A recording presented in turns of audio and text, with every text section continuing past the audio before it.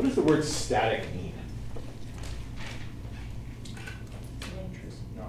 Not moving, not changing, okay, is what static means. So in a static Newton question, the object's not moving. What's the net force in a question like that? Zero. Zero. Okay, it's one of the things we have to watch for. There's little kind of trigger words that we have to be aware of in Newton's second law problems that actually tell us this is more of a Newton's first law situation. We can still do the vector sum of all forces. It's just going to add up to zero. Okay, so in a static condition, the object is more than likely not moving at all. But it could also be an object that's moving at a constant velocity. Okay, and if it's moving at a constant velocity, then obviously there's also no acceleration in that situation. Okay, and all the forces would add up to zero. So that's the thing we have to get first, is that this is a situation where all the forces add up to zero. All right, so the store sign is 35 kilograms. It's hanging from two different buildings. One cable is angled 55 degrees below the horizontal from one wall, and the other one is attached to another wall and it's horizontal. Okay, so kind of visualizing what that would look like. This would be my 35 kilogram sign, okay? This would be one building and this would be the other building. Now it told me that one of the cables, okay, was horizontal. So we'll make that one the horizontal one. And it told me that the other cable was 55 degrees below the horizontal. So like something like that. Okay, and attached there. So this would be 55 degrees.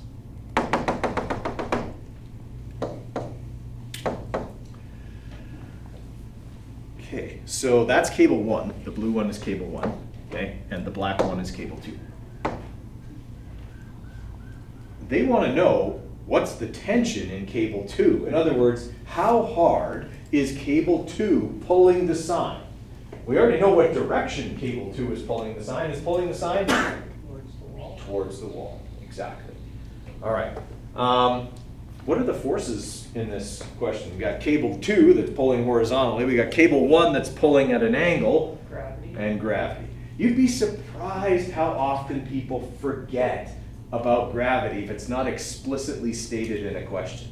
Okay? The most common time where I see that is if I say, I throw something straight up in the air and I use this much force. And people just forget that gravity exists for some reason. Okay, because I just talk about me throwing something in the air, and the only force they write is the force going up. Okay, they forget entirely. That means I can put something in orbit. Okay, actually, no, I couldn't, because it would just keep going forever, because there'd be no gravity to make it go into orbit. Okay, so always remember gravity is going to be a factor here. So let's put gravity on here. Okay, so we'll have the force of gravity and 345.35. How about I knock this? Oh, that's close. 343.3. Now the tension, do cables have to be equal to that? Well, all the forces have to add up to zero, right? So yeah, in a way, that statement would be correct. But these cables pull in different directions. Gravity acts straight down. Okay? One cable is pulling to the right, and the other cable is pulling, well, at an angle, which means that cable is pulling which two directions? Up and to the left. Up and to the left. Now, if cable 2 is horizontal, it can't pull in which direction? Up or to the left. Up. Well, yeah, it could. It is kind of pulling to the left in matter of perspective, but it can't pull up or down, right? Because it's horizontal. It has no ability to resist any vertical force because it's horizontal. But there is a vertical force here, gravity. So which cable is doing all the work against gravity? Cable 1. Okay. If this sign is just hanging there and not moving, how big is that side? The same as gravity. The same as gravity. That's the only vertical force we have in this question, other than gravity. So it's the only part of the diagram that could offset gravity. 2 can't do it because it pulls to the right. If you pull horizontally, you can't pull vertically. Okay, so this side here has to be 343.35 newtons. So I've got 2 cables, and they're kind of pulling against each other, would you agree? But the sign's not moving horizontally either. So how do X and cable 2 relate to each other? They have the same tension. Yeah. The only reason that this sign doesn't move is because the vertical forces and the horizontal forces have to cancel each other out. These are probably some of the trickiest questions to diagram, okay, and to kind of visualize. They're the easiest questions to calculate. Okay? In fact, what you're going to see here is we do 2 calculations to answer this question, and that's it. Okay? The rest of it is all intuitive. Okay? It's all, I've got to have these machinations going on in my head that allow me to figure out what are the forces here, what are the vertical forces, what are the horizontal forces. That's why we do the vectors unit first. Okay? So that we can see, oh, this one's angled, so it pulls horizontally as well as vertically. This one's horizontal, so it only pulls that way. Gravity is vertical, so it only pulls that way, but they have to all add up to 0. So that means there's a horizontal force, X, there's a horizontal force, 2, they're equal. Okay? Here's a vertical force, Y, here's a vertical force, gravity, they have to add up to 0, they're equal. Okay, everybody kind of follow me there? That's the trickiest part of Unit 2, is just being able to picture all of that stuff.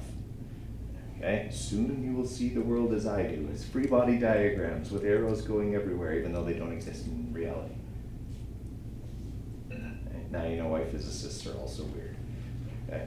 All right, so if I know this side is 343, and I know this angle, can I calculate the force X? And that's equal to force 2. All right, so that will be, I am looking for the adjacent side, and I have the opposite side. So that would mean that the tan of 55 degrees equals 343.35 over X. So if I want to solve for X, that's going to be 343.35 divided by the tan of 55 degrees.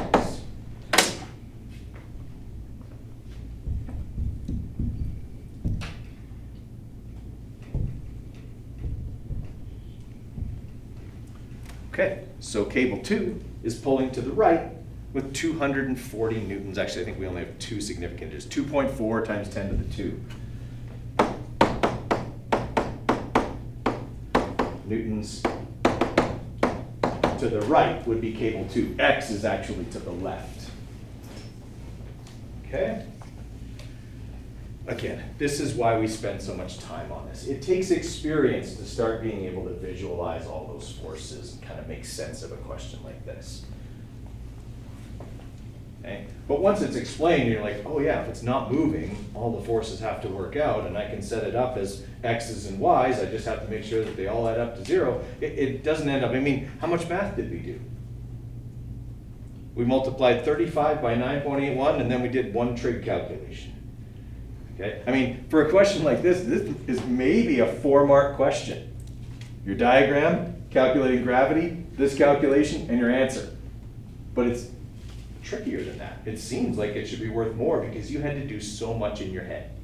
Unfortunately, I can't give you marks for what you do in your head, but it is important. Okay? All of that stuff. Okay. Let's try this one.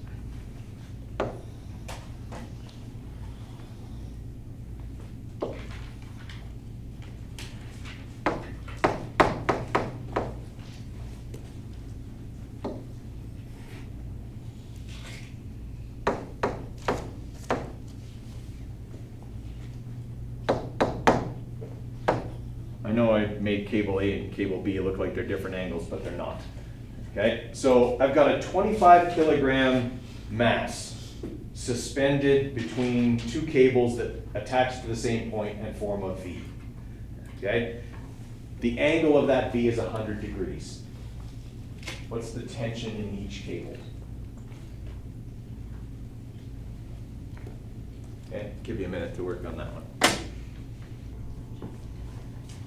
Okay, to get this one started, what's the net force in this question? I use the word, this is suspended. If it's suspended, what is it not doing? Okay, what's the net force in this question? Okay, so right off the bat, we know F net is 0 newtons. Now, the forces involved here would be gravity. Okay, so that's going to be 25 times 9.81, so 245.25 newtons.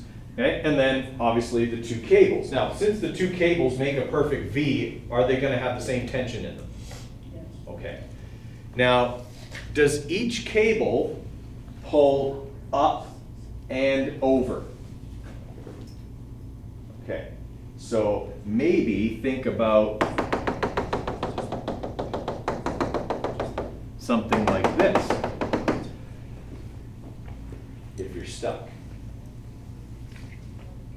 Okay, each one of those cables has to pull up and over because each cable has to pull against gravity and the other cable.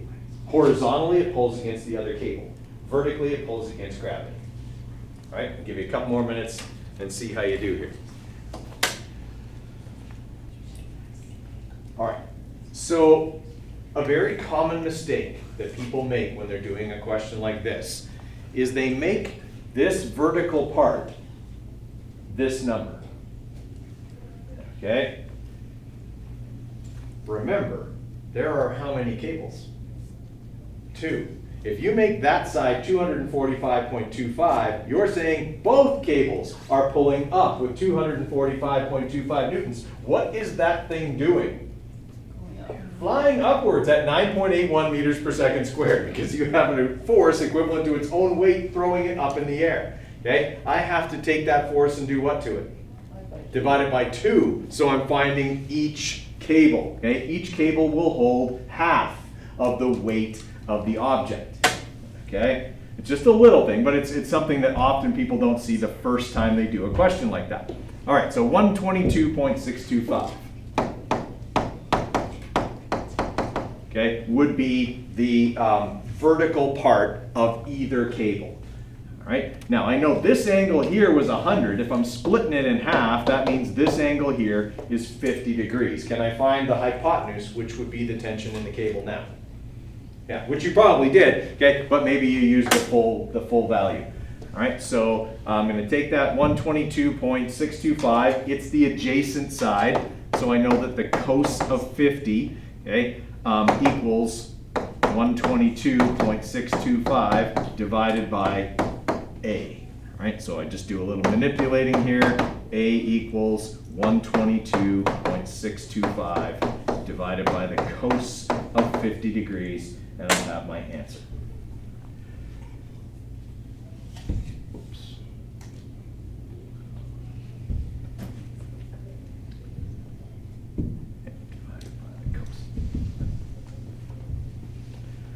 Okay, so each cable is going to have 2.1 times 10 to the 2 newtons of tension in it.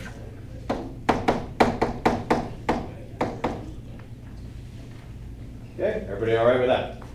So again, this is why we do so many, right? Like most people use the full value the first time they do a question like that. They just forget, they just don't think about it. The more things we're exposed to, okay, the more we'll understand how everything works.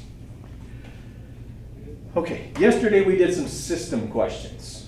All right, so let's see what we remember here about our system questions. So I have this situation. I have a 5 kilogram mass hung over a pulley attached to a 4 kilogram mass sitting on a table, a level table. Okay, the friction on the table, so between the 4 kilogram mass and the table, is 32 newtons. calculate the acceleration of the 5 kilogram mass. Let's see what we remember. You can refer to your notes from yesterday. So, it's a pulley, so we know it's a system, okay? Remember the rules of a system is that both parts have the same what? Acceleration. Same acceleration, at least in magnitude, okay? And that the net force acts on? Right, the total mass of the system. All right, so let's start figuring out the forces that are involved here, right? We first would have the force of gravity acting on the 5 kilogram mass, right? So that's gonna be 5 times 9.81, that's gonna be 49.05 newtons, okay? Now, the forces acting on the 4 kilogram mass, there are actually 3, but only one of them is important, okay? The 3 forces would be gravity, the force from the table, which we call normal force, but those 2 forces they're equal.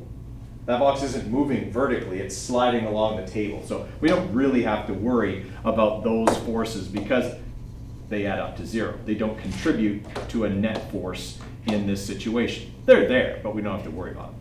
Okay? And then we have this force. Friction is resisting the sliding of that with 32 newtons. So at this point, can I simplify this diagram?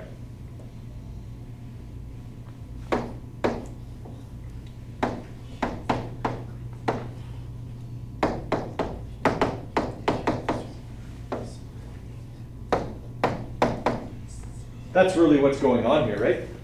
49.05 newtons worth of gravitational force is pulling the system in one direction, and a 32 newton force of friction is opposing that motion. Okay? That in the end is what's happening in this situation.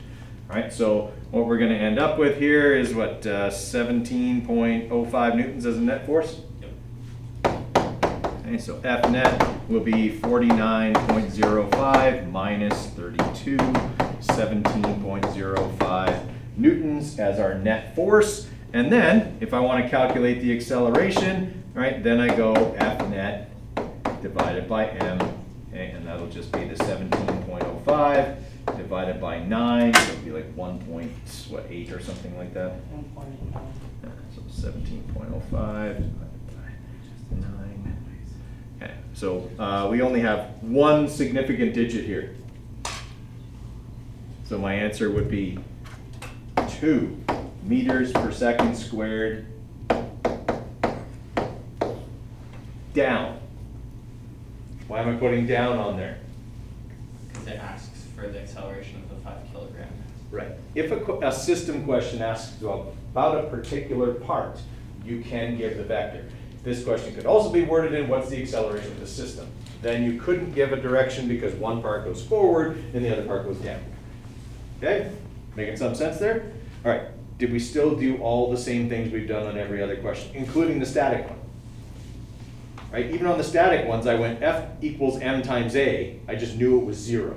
Okay? And then I also knew that the vector sum of all the forces was 0, and then I started doing trigonometry, okay, to do that part of it. Right? We still did all of those parts in both of those questions. Okay, we did one like that yesterday. I want to talk about. Okay. Yeah. Okay. Copy this one down. I want to talk about inclined planes because they're my favorite kind of Newton's second law question. Because I'm that much of a nerd that I have a favorite kind, and that's okay.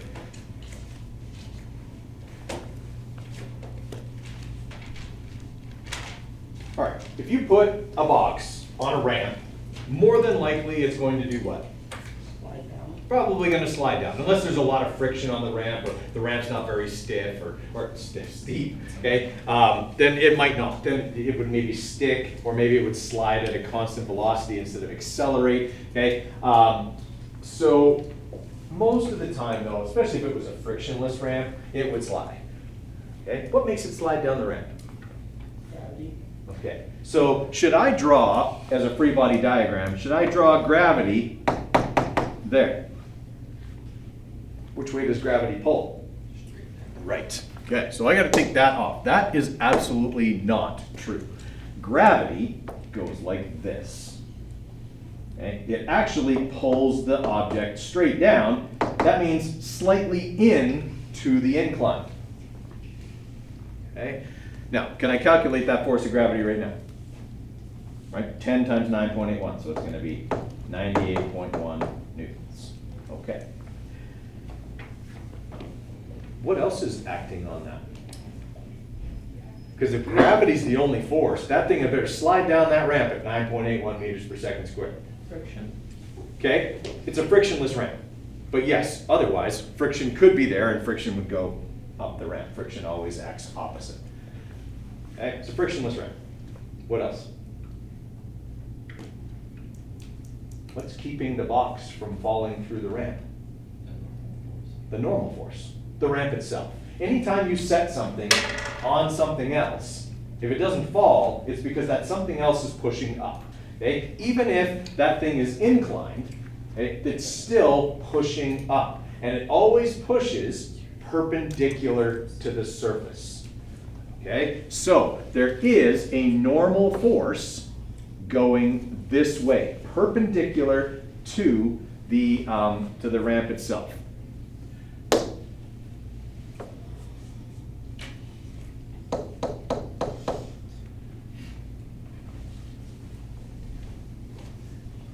Okay, those are the only two forces that are present because it's a frictionless ramp. Are those forces vector quantities? How do I usually draw vector quantities if I want to add them together? Tail to head. Okay.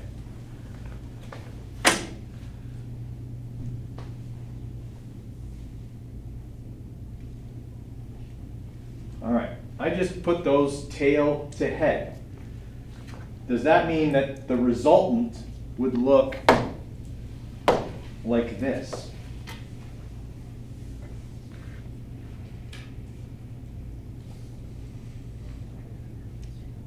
Right? The resultant connects the beginning to the end of my two vectors. What do you notice about this blue arrow? Which way does it point? Down the ramp. Is that also the direction the box will go?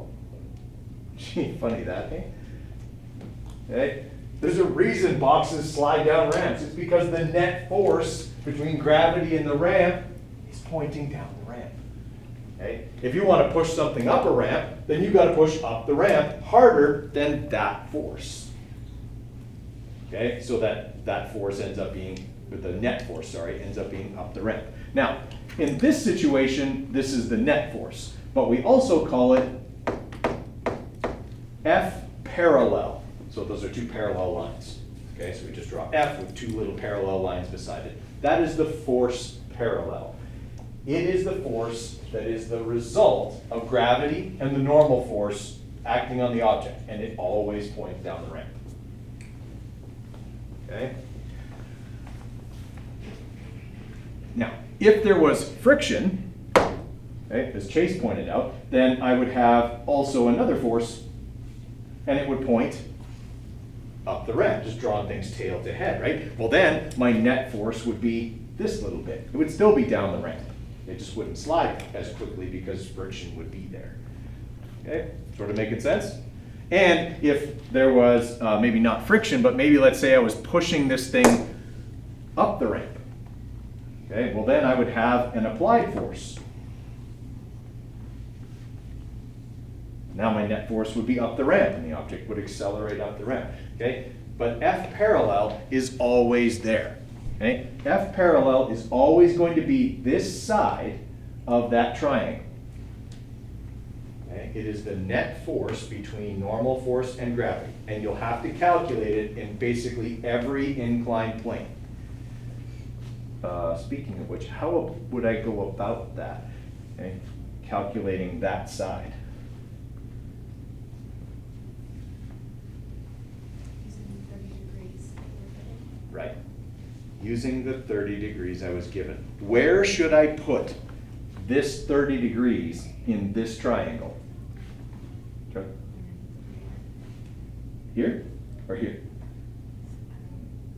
Actually, well, it couldn't go here because this would be bigger than 30. No, Underneath. horizontal line underneath the line.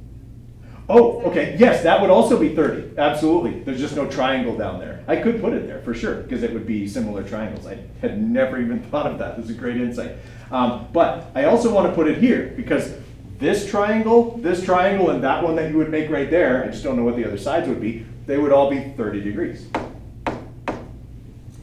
Okay? I mean, the steeper you make a ramp, the faster the object slides down it, right? So if this angle goes from 30 to 60, does that parallel get longer? Right? Kind of makes sense. The bigger the angle, the bigger F parallel will be, the faster the object's going to slide down the ramp. Okay, well now I have the hypotenuse and the angle, which is the same as the angle of incline. Now I can calculate F parallel. F parallel is the opposite side. It always is. Okay, this triangle is always the same in every inclined plane. That's the triangle. Gravity vertically downward. Normal force perpendicular to the plane. Okay, F parallel connects the two and is the opposite side of that triangle. Okay, so we know what FG is. Okay, it's M times G. We calculated it already. F parallel is the opposite side. So sine of 30 degrees times 98.1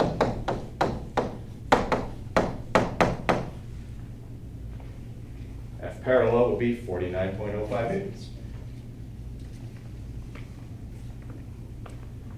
Okay, what's the acceleration of the box? 0.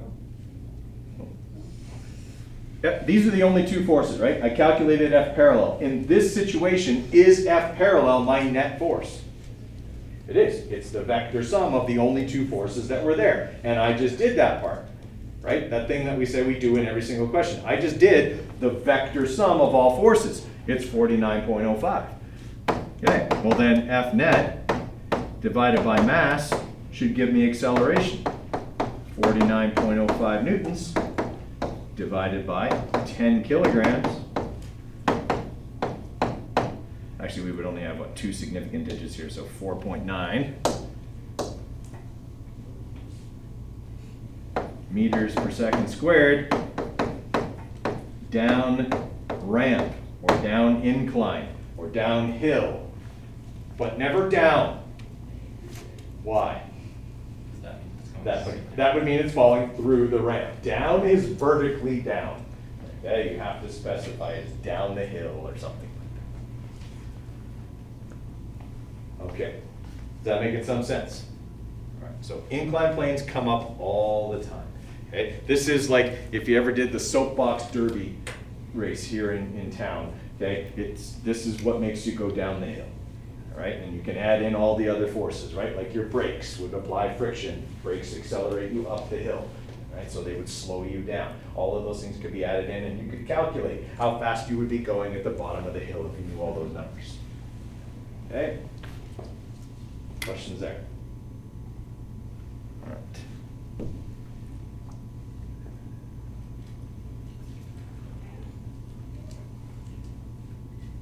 Okay, here's a vet, you know what, let's do another incline plane. Okay, there's an incline plane. Copy that one down, give it a try. Okay, just to get it set up, okay? This is what we have, which it mentions that we're trying to calculate the force of friction. If you're pushing something up a ramp, which way does friction act? Against it. Friction always opposes the motion. So in this situation, friction would be down the ramp.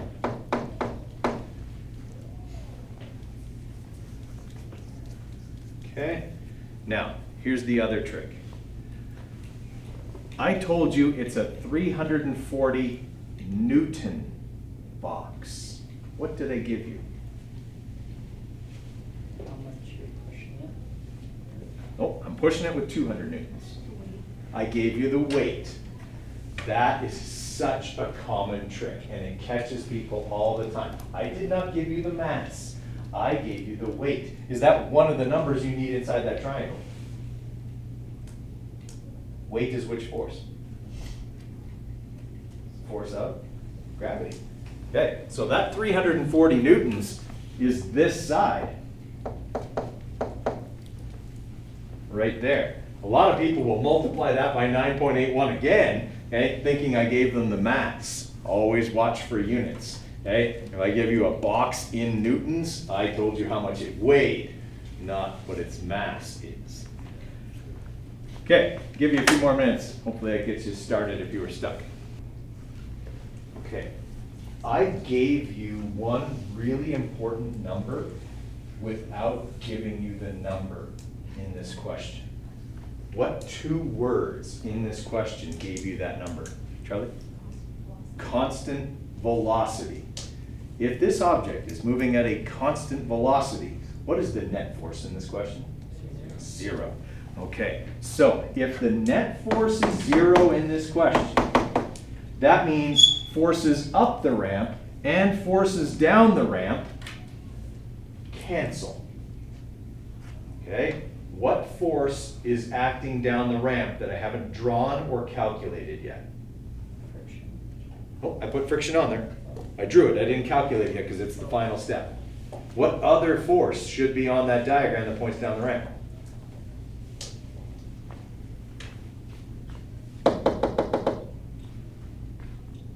F parallel.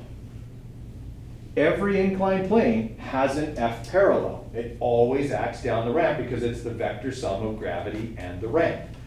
Okay, so F parallel will be in every inclined plane question. It's why it's hard work to push something up a ramp. You're not working against gravity, you're working against F parallel.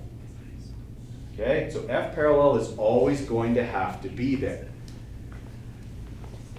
Since I know the hypotenuse of this triangle is 340 and I know the angle is 30, can I get F parallel?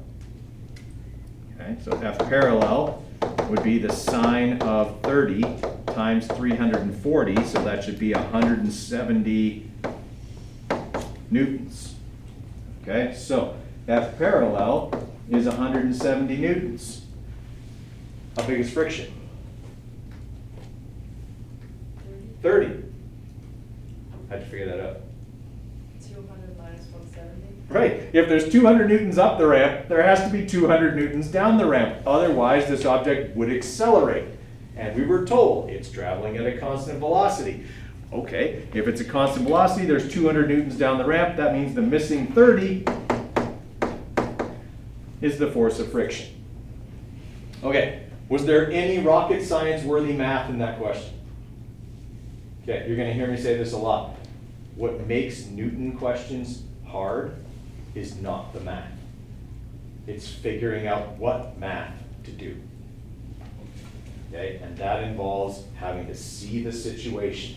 Okay, if you could see that, oh, the net force was 0, it became pretty clear. That's weird. Oh no. It became pretty clear that there had to be an equal force up the ramp and down the ramp, okay, for that particular question.